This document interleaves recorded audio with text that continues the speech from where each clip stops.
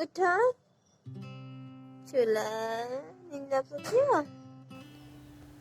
निक्कू में 39 दिन कड़ी मशक्क़त के बाद केसांग को हॉस्पिटल से छुट्टी मिल ही गया।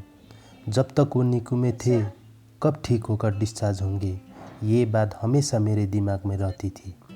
लेकिन समस्या ये था कि अब हमें ही सब कुछ देखना है।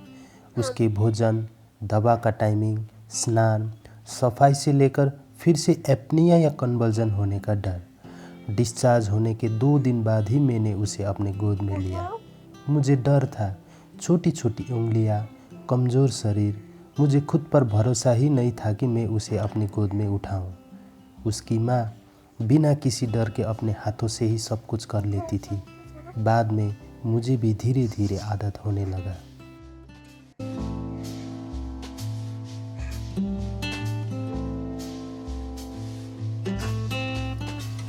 दूसरे बच्चों की तुलना में वो बहुत आलसी थे। निक्कू के नर्सों का कहना था कि वो हर समय केवल सोता है और बहुत कम रोता है।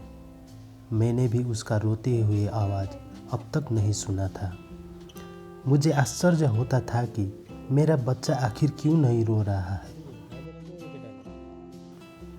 डॉक्टर कहते थे कि बच्चों का रोना सामान्य है, लेकिन इस बच्चे का रोना बहुत कम है, जो भविष्य में एक गंभीर समस्या हो सकती है। देखते जाएंगे क्या होगा।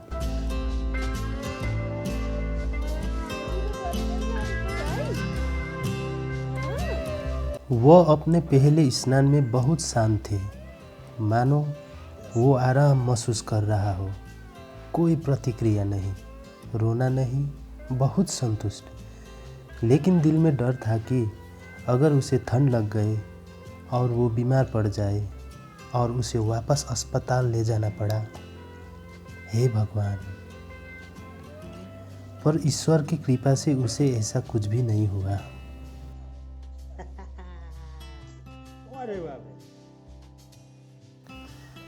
धीरे धीरे स्वास्थ्य में काफ़ी सुधार होने लगी।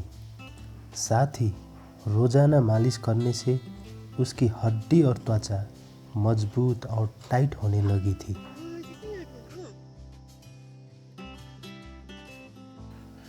पहले पहले तो हमें उसके हाव भाव से ही समझना पड़ता था कि हमारा बच्चा रो रहा है। कोई आवाज़ नहीं। सोचा करते थे कि क्या हमारा बच्चा सामान्य हो जाएगी। लेकिन लगभग 3 महीने बाद धीरे धीरे उसके मुंह से आ ऊ की आवाज़ सुनाई देने लगा, जिससे हमारा दिल को बहुत सुकून मिला।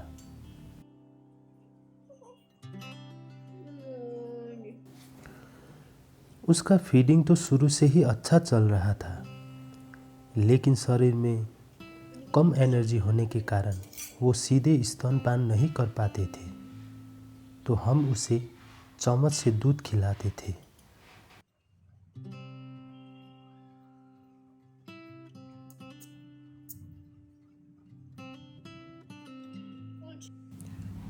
फिर धीरे धीरे बोतल से दूध पिलाने लगा। वरिष्ठ माताओं के सुझाव के अनुसार हमें अपने बच्चे को स्तनपान कराने की आदत डालनी होगी, अन्यथा ये स्वाभाविक रूप से सूख सकता है।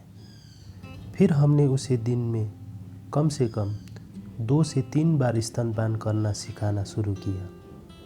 लगभग 5 महीने के बाद ही वो पूरी तरह से स्तनपान करने में सफल रहा। माँ का दूध और फार्मूला दूध देने के बावजूद भी उसका वजन बढ़ने की प्रक्रिया धीमी चल रही थी। माँ का दूध भी कम होने लगा था।